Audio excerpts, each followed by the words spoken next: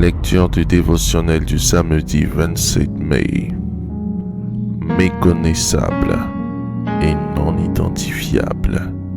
Luc, chapitre 10, versets 30 à 32.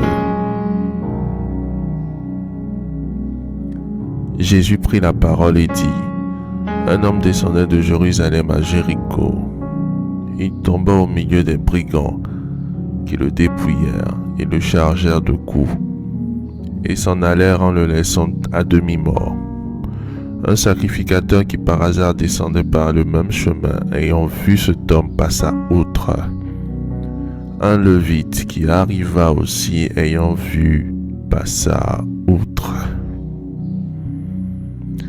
Des brigands ont agressé un homme qui partait de Jérusalem à Jéricho. Il a quitté la cité apparemment paisible pour celle du combat spirituel. L'œuvre des brigands se manifeste dans la vie de tous ceux qui veulent faire tomber des barrières. Vous n'aurez aucun problème si vous restez à votre place. Cette agression est donc le signe que vous êtes sur la bonne voie. Le diable n'attrape pas une personne égarée. Le problème avec notre voyageur, c'est qu'il est dépouillé de tout. Ses vêtements qui auraient permis son identification ne sont plus, de sorte que le sacrificateur et le lévite ne le reconnaissent pas. Notre homme est donc méconnaissable, blessé et non identifiable. Dans le règne spirituel, tout ce qui concerne la malédiction et la bénédiction en rapport avec l'identification. La bénédiction n'est pas une simple parole, mais une identité qui vous est conférée. C'est pourquoi, quand Jacob s'est battu avec l'ange pendant 9 heures de temps, et lorsque Jacob a demandé la bénédiction, l'ange corrige son identité en lui disant que désormais on l'appelle le rat Israël. La bénédiction qu'il lui donne est une nouvelle identité qui lui ouvre des accès. Notre Seigneur, dans son omniscience, omnipotence, fut aussi identifié.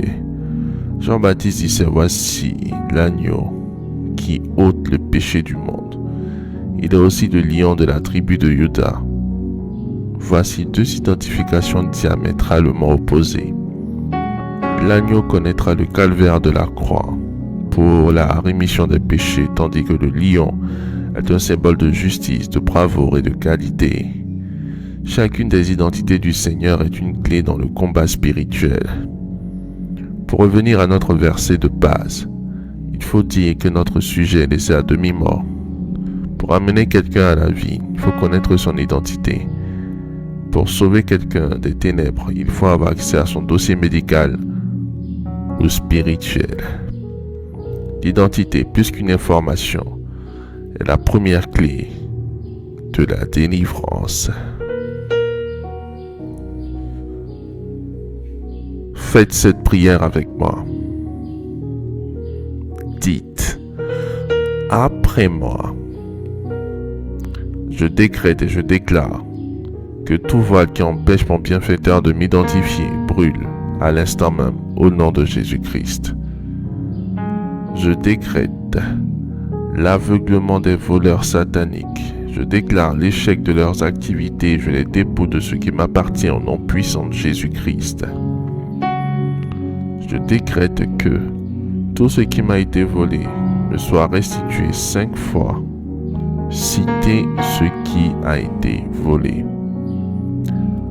Je décrète et déclare que rien de ce qui m'appartient ne restera dans le monde des ténèbres, parce que les coupables sont jugés et condamnés par le tribunal céleste. J'ordonne la restitution de mes biens dans le monde spirituel. Je confesse et déclare ma victoire sur les voleurs de destinée. Désormais, tout ce qui se lèvera contre moi par un chemin fuira par 7 chemins au nom puissant de Jésus-Christ. Je te remercie, mon Dieu, pour l'exaucement à nos prières. Au nom de Jésus-Christ. Amen. Amen. Amen.